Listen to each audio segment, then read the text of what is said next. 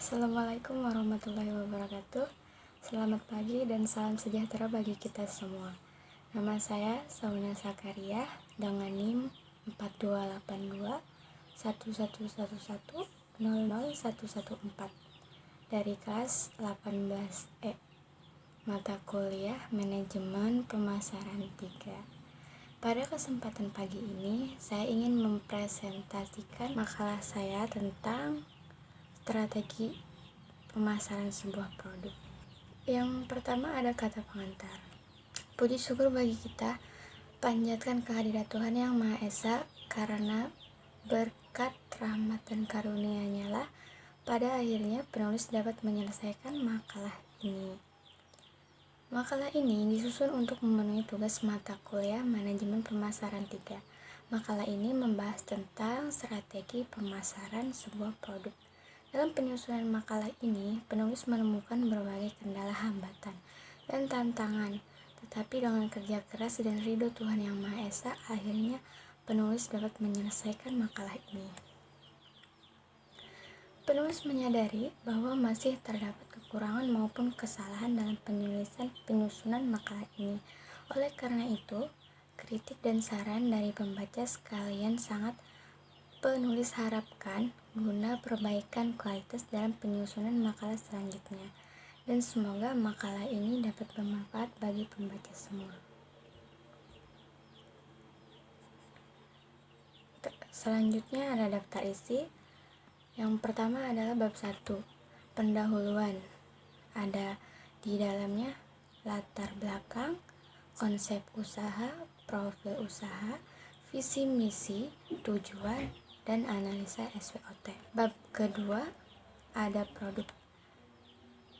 Yang pertama jenis produk, peralatan yang dibutuhkan, bahan baku, dan lokasi usaha. Dan bab 3 ada aspek pemasaran. Yang pertama pasar keseluruhan, rencana penjualan, dan penetapan harga. Bab keempat analisis keuangan. Dan yang terakhir bab 5 penutup.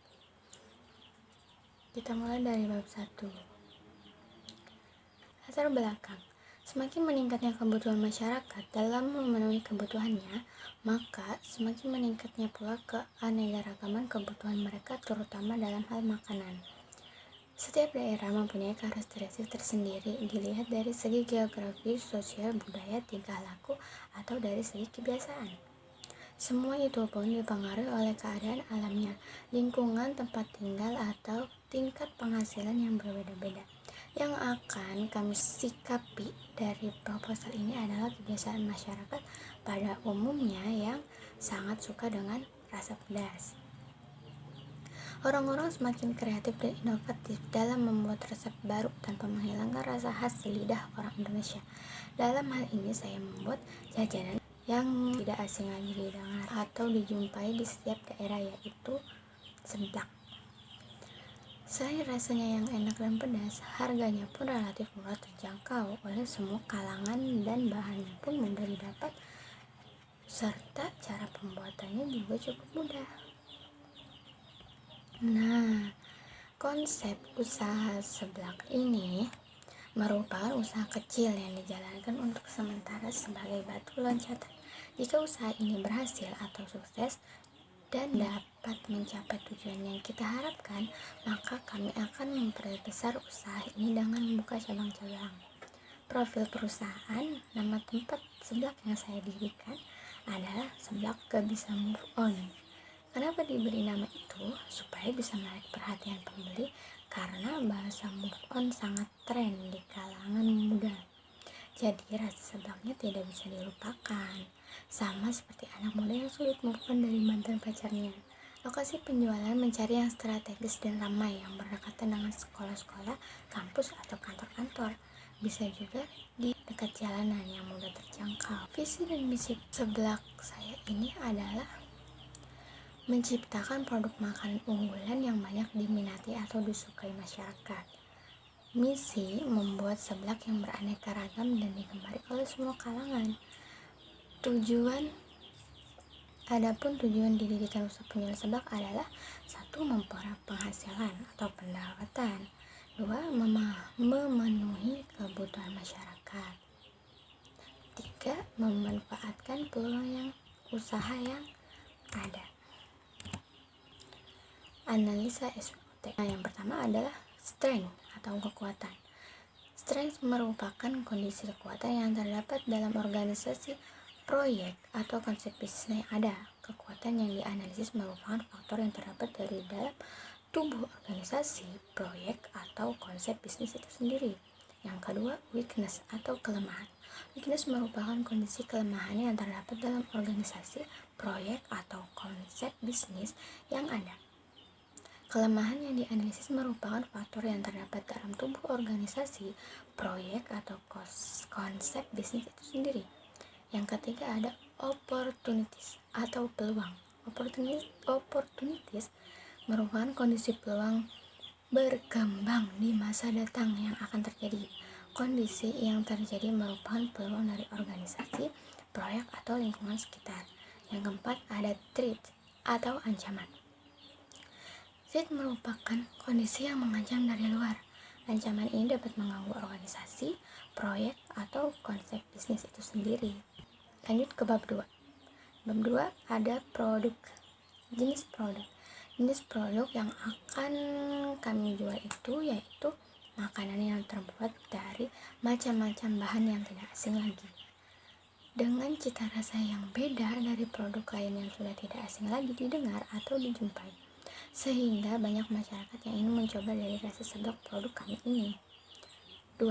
Peralatan. Peralatan yang dibutuhkan dalam pembuatan seblak ini banyak membutuhkan peralatan yang akan memperlancar produksi usaha kami. Di antaranya adalah kompor gas, tempat memasak seblak, dan peralatan makanan. 3. Bahan baku. Bahan baku dari seblak sendiri adalah ada bawang putih, bawang merah, kencur, cabai rawit, garam, dan penyedap secukupnya, telur, daun bawang jika suka. Tidak suka ya tidak usah dipakai. Daun jeruk. Bahan yang akan diseblak ada berbagai macam, di antaranya kerupuk, makaroni, berbagai macam mie, kue tiaw, ceker, tulang, jamur, sosis, bakso, dan masih banyak yang lainnya. Lokasi usaha. Lokasi usaha yang akan saya dirikan ini yaitu di depan rumah. Nah, di depan rumah saya itu tepatnya di pinggir jalan yang mudah dijumpai oleh banyak masyarakat. Bab 3 itu ada aspek pemasaran. Pasar keseluruhan makanan seblak ini kami tunjukkan untuk semua golongan anak muda yang suka dengan akan rasa pedas, yang kebiasa mengkonsumsi jajanan yang pedas, tetapi orang tua pun cukup banyak peminat seblak. Kedua, rencana penjualan. Mencari lokasi yang strategis dan cocok untuk penjualan. Membuat tempat makanan seblak yang enak dan cocok untuk para muda-mudi yang menghabiskan waktu.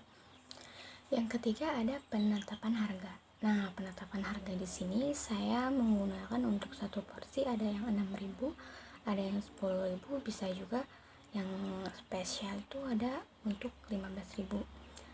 Jadi beda-beda harga. Bab 4, analisis keuangan. Nah, di sini ada perencanaan keuangan saya seperti yang sudah ada di sini ya, yang tertera. Ada bahan-bahan bakunya, jumlah harga sadon, dan jumlah harga. Perhitungannya adalah porsi yang didapat dari keseluruhan itu ada 6 porsi, yaitu 6.000. Jumlah modal saya ada 21.000 untuk modal pertama, dan jumlah yang didapat 36, dan jumlah keuntungan 15.000 untuk 6 porsi seharga 6.000. Di sini ada cabai bumbu. Saya juga memakai cabai biasa karena seblak ini kan identik dengan rasa yang pedas, tapi untuk penjualan seblak sendiri mungkin bisa berbeda-beda harganya karena dilihat juga dari bahan bakunya. Seperti saat ini harga cabai sedang melonjak, jadi untuk kita penjual seblak mungkin jika tidak menaikkan harga bisa juga untuk tidak menggunakan cabai yang terlalu banyak supaya tidak merugikan untuk kita sendiri. Dan yang terakhir, bab 5, penutup. Kesimpulan, seblak sebagai kuliner Bandung yang banyak diminati memiliki cita rasa yang sangat lezat dan memiliki manfaat yang baik untuk kesehatan.